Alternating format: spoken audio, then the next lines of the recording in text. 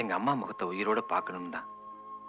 அப்பதான் எதிரே வந்த கவர்மெண்ட் பஸ் தாறுமாறா என் லாரி மேல மோத வந்தது. அந்த பஸ்ல இருந்த ஜனங்களோட உயிரை காப்பாத்தணும்னு என் லாரியை ஒடிச்சு ஓட்டி நான் எவ்வளவோ முயற்சி செஞ்சோம். உங்க டிராக்டர் முந்தியும் அந்த பஸ் என் லாரி மேல மோதி அந்த விபத்து நடந்துருச்சு. அதுக்கப்புறம் என்ன நடந்துச்சுன்னு எனக்கு தெரியாது. எல்லோரோட என்னையும் சேர்த்து ஹாஸ்பிட்டல் என்ன போட்டிருந்தாங்க. நான் கண்ணு முழிச்சு பார்த்தப்ப என் பக்கத்து பெட்ல இருந்த ஒருத்தர் பேப்பர் படிச்சுக்கிட்டு இருந்தாரு. அதுல உன்னோட பேட்டியை பார்த்தேன். விபத்து நடந்ததால உன் கல்யாணம் நின்னு போய் இந்த கிராமமே உன்னை கொடுமை செய்துன்னு உன் உயிருக்கு ஆபத்துன்னு பேப்பர்ல படிச்சேன். போலீஸ்ல சரணடைஞ்சு என்ன காப்பாத்திக்கிறத விட உயிருக்கும் வாழ்க்கைக்கும் போராட்டிக்கிட்டு இருக்க உங்களை காப்பாத்தி உங்களுக்கு ஒரு நல்ல வாழ்க்கையை அமைச்சு கொடுக்கணும் தான் நான் அந்த ஊருக்குள்ளேயே வந்தேன். இவ்வளவு பெரிய விபத்துக்கு என் மகன் தான் காரணம்னு நினைச்சேன். என்னவோ எங்க அம்மா என் முகத்திலேயே முழிக்காம இறந்து போயிட்டாங்க. நான் செஞ்ச தவறுக்கெல்லாம் பரிகாரம் செய்யத்தான் வந்திருக்கிறேன். இப்பவும் சொல்றேன், உங்களுக்கு ஒரு பாதுகாப்பான வாழ்க்கையை அமைச்சு கொடுத்துறேன். அதுக்கப்புறம் நீங்க என்ன ஊருக்குள்ள தாராளமா காட்டி கொடுங்க. நான் வேண்டான்னு சொல்ல. மனசாட்சிப்படி நான் எந்த தவறும் செய்யல. ஆனா சட்டப்படி தண்டனை ஏத்துக்க நான் தயாரா இருக்கேன். அதுக்கு முன்னாடி உங்களை நான் கரை சேர்க்கணும். இவ்வளவு சொல்லி நீங்க கேட்கலன்னா என்ன நம்பல இல்ல? இப்பவே இந்த நிமிஷமே போய் தாராளமா காட்டி கொடுங்க. பாட்டி, நான் என்னென்னமோ நினைச்சேன், எல்லாம் பாழா போயிடுச்சு. நீ சொன்ன மாதிரியே நான் அவரை விட்டுறேன். ஆனா இந்த விஷயம் ஊருக்கு தெரிஞ்சு போச்சுன்னா அவர் உயிரோட இருக்க முடியாது. நமக்கு உதவி செஞ்சது போதும். அவர் போ சொல்லுங்க, அவர் போ சொல்லுங்க பாட்டி. இந்த ஊரை விட்டு நான் போறேன். ஆனா உங்களுக்கு ஒரு நல்லது நடந்ததுக்கு அப்புறம் தான் போவேன்.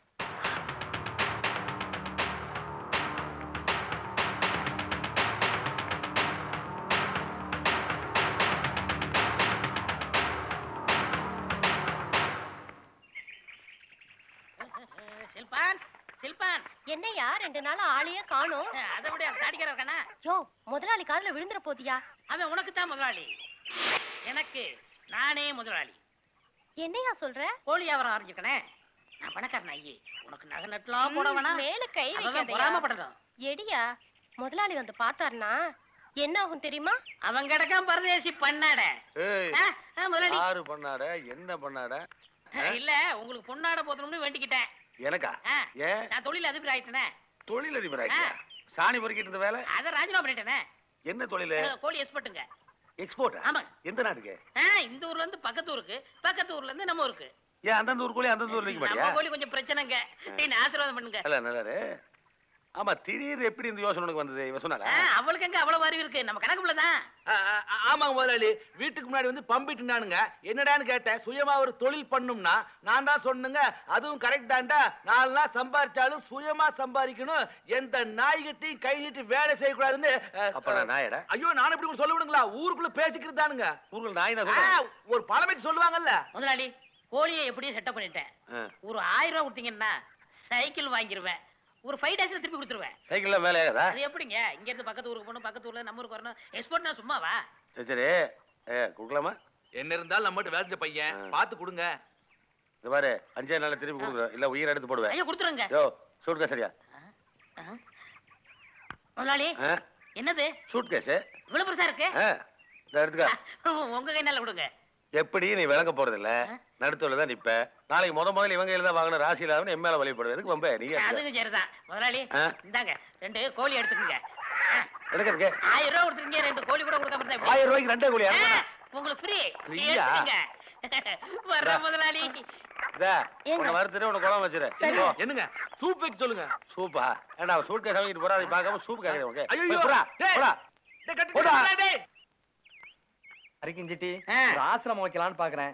ஏகப்பட்ட சாமியார் உள்ள இருக்காங்க, ஜாக்கிரதை. என்னப்பா இது?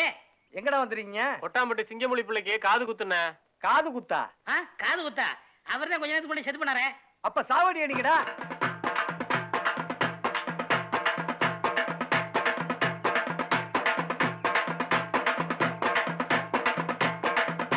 நிறுத்துக்கடா. நிறுத்துப்பா.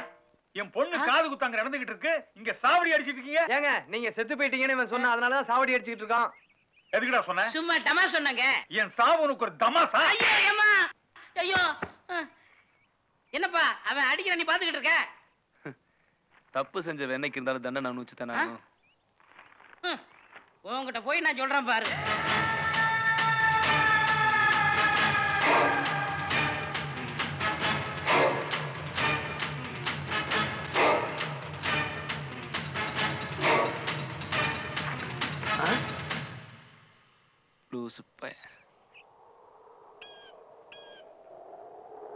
பொன்னி பொன்னி பொன்னி, நம்ம எல்லாம் ஏமாந்துட்டோம். இந்த பேப்பர் பாரு. பாரதி யார் தெரியுமா? எனக்கு தெரியும். உனக்கும் எனக்கும் தெரிஞ்ச அந்த ரகசியம் தயவு செஞ்சு ஊருக்கு தெரிய வேண்டாம். தெரிஞ்சா அவர் உயிருக்கே ஆபத்தாயிடும். வணக்கம். நான் ஒரு அரசாங்க அதிகாரி. அவ்வளவா பேச தெரியாது. இந்த கிராமத்துக்கு அது வேணும் இது வேணும் அப்படின்னு பல நல்ல விஷயங்களை கேட்டு எனக்கு அடிக்கடி கடிதங்கள் வருது. அதுல பாத்தீங்கன்னா அந்த கடிதங்கள்ல எல்லாம் கையெழுத்து ஒண்ணுதான், கீழே கையொப்பும் இல்ல விலாசமும் இல்ல. நல்ல விஷயத்தை தானே கேக்குறீங்க, கையொப்பம் போட வேண்டியதானே, விலாசத்தை எழுத வேண்டியதானே.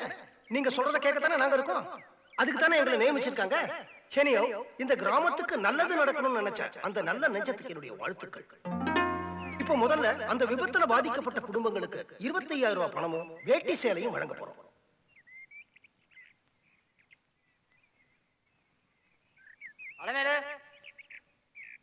பாண்டே,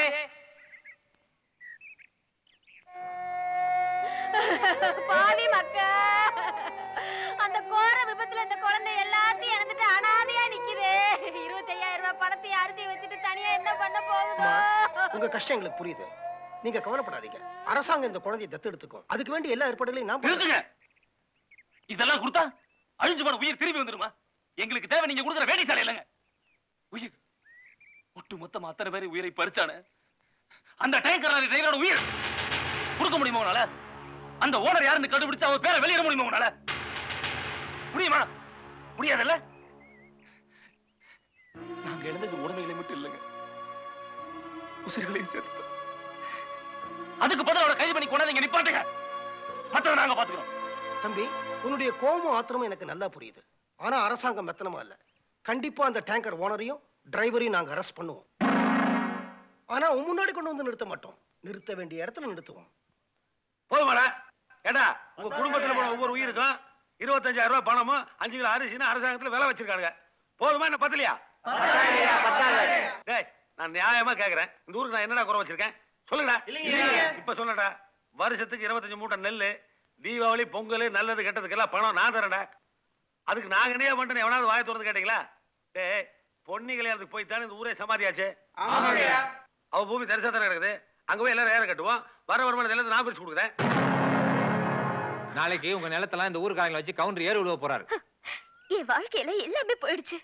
நிலம் மட்டும் எதுக்கு? போனா போகட்டும். என்னடி போனா போட்டுங்கிற? அந்த பிள்ளை சொத்தெல்லாம் போகுதுங்குது, நீ போனா போகுதுங்கிற. இரு, நான் போய் அந்த பாய்ப்பையில என்னன்னு கேட்டு சொத்து போகுதேன்னு நீ கவலைப்படுற. அந்த விஷயம் இந்த ஊருக்கு தெரிஞ்சதுன்னா இவர் உயிர் இருக்காது. முதல்ல இவரை போக சொல்லுங்க பாட்டி. நான் போக மாட்டேங்க. அவர் சொத்தை புடுங்க பாக்குற இந்த நேரத்துல உங்களை தனியா விட்டு நான் போக மாட்டேன். என்னங்க அது அநியாயமா இருக்கு. கடத்தங்க எடுத்து வழிப்புள்ளியாருக்கு உடைச்ச கணக்கா உங்கூட சொத்தை அந்த ஆள் ஊர் ஜனங்களுக்கு பங்கு பிரிச்சு கொடுக்குறாங்கிறான். நீங்களும் போனா போட்டுங்கிறீங்க. அதுக்கு நீங்களே நேரடியா பிரிச்சு கொடுத்துடலாமே. விபத்துல பாதிக்கப்பட்ட குடும்பத்துக்கு உதவியா இருக்கும்ல. சரி, எது நல்லதோ அதை செய்ய சொல்லுங்க பாட்டி. ஆனா இதுதான் இவர் இந்த ஊருக்கு செய்யற கடைசி நல்ல காரியமா இருக்கட்டும். வேலுச்சாமி கொலவெறியோட இருக்கா. தெரிஞ்சா வெட்டிடுவா. வெட்டிட்டுங்க. நான் உயிருக்கு பயந்தவன்லாம் கிடையாது. பத்திரத்தை வாங்கிட்டு வர்றேன். கையெழுத்து போட ரெடியா இருங்க. மத்ததை நான் பாத்துக்கிறேன்.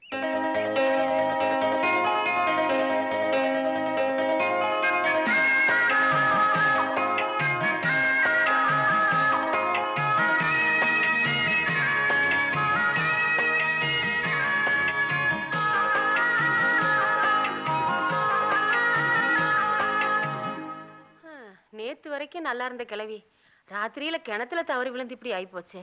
பாரதி தம்பி தான் காப்பாத்தி இருக்கு. பாவம், அவருக்கும் சேர்த்து அடிபட்டு போச்சு. எனக்கு பாட்டி வேணும்.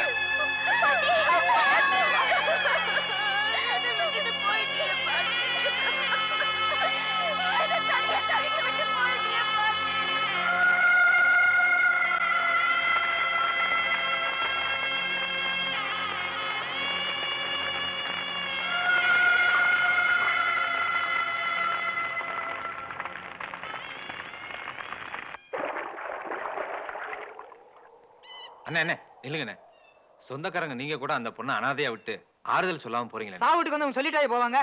இருக்கிற சொத்தெல்லாம் ஊருக்கு எழுதி வச்சாச்சு. நீ தானே கொல்லி வச்ச. கடைசி வரைக்கும் வருது இருந்து நீ தான் கருமாதி கல் நட்டணும்.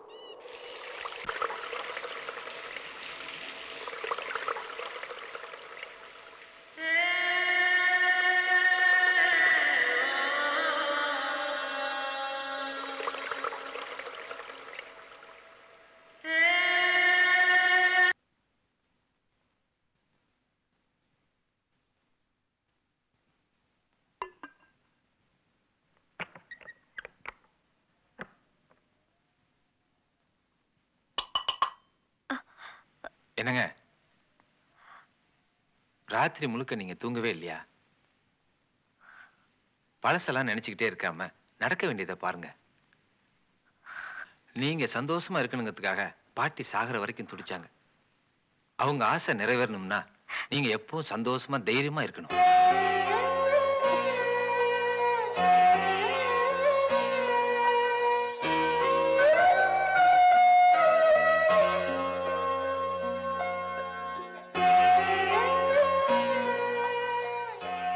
பாக்கியவதி பொன்னிக்கு உலகத்துல நமக்கு தேவையானது அனைத்தும் நம்ம பக்கத்திலே ஆண்டவன் படைச்சிருக்கான். ஆனா அது நமக்கு தெரியறது இல்ல. ஏன்னா தேடல்ல ஒரு சுகம். உனக்கு தேவையானது பாதுகாப்பானது உன் பக்கத்திலே இருக்கு. அதுதான் பாரதி.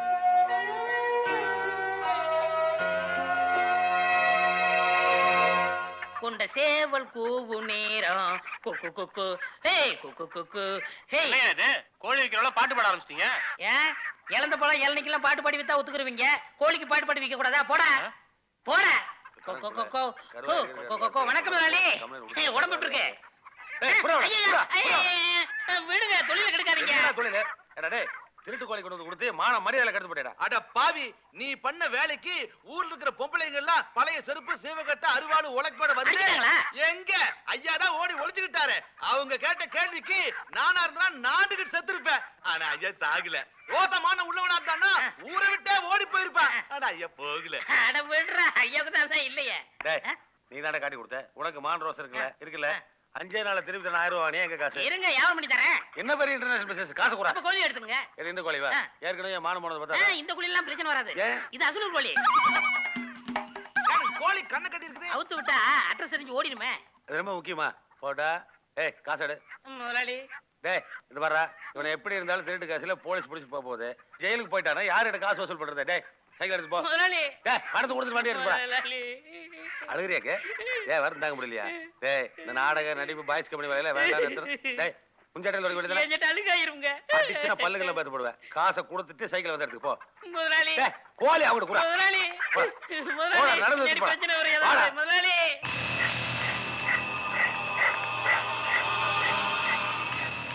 வேலுச்சாமி, கோர்ட்டுக்கு போனியே, என்னாச்சு? இன்னைக்கு ஹீரிங் ஆச்சே. டிரைவரை கண்டுபிடிச்சிட்டாங்களா? இல்லடா, கோர்ட்டு போலீஸ் கண்டுபிடிக்குது இல்லையோ, இத்தனைக்கு காரணமான அந்த லாரி டிரைவரை கண்டுபிடிச்சு அவன் தலைய வாங்காம விட மாட்டேன்.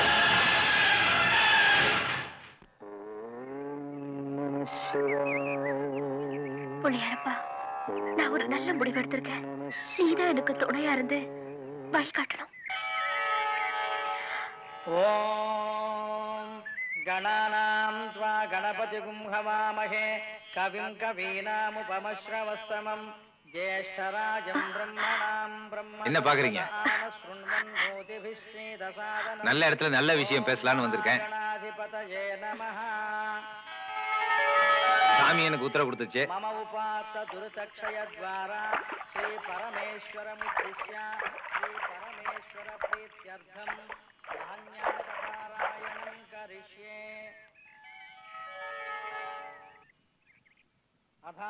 இந்த 16 நாள் உங்க வீட்டுல நான் தங்கி இருந்ததுக்கே ஊருக்கார பயிலுங்க கண்ணும் காதை வச்சு தப்பா பேசுறாங்க. அதனால உங்க முடிவை நீங்க மாத்திக்கணும். என்னங்க? காது கேட்கல. நான் சத்தமா தானே சொன்னேன். சாமிக்கு. சாமிக்கா? எப்படி புரிய வைக்கிறது? பொன்னி இல்லைங்க.